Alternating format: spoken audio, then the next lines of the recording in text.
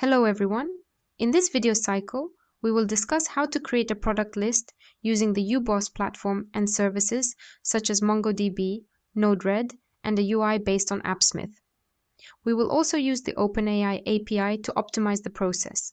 So let's take a look at what our final result will be. To begin, we can create a product by giving it a name, rating, and price. We click Create. We see a notification that the product has been created. We click Read, and this product appears in the table. When we select it, the fields for updating the data are automatically filled in. We update the price and rating. We see a notification that the data has been updated.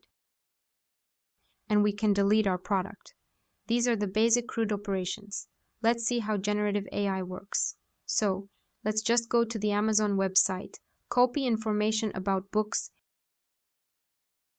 and paste it here. And after that, we click on AI Book Create. And all these books will be automatically created in the database.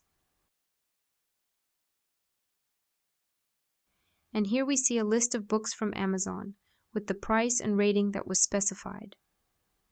And here we have, with a single action, saved 7 records in the database about the books we copied from Amazon. Join the course.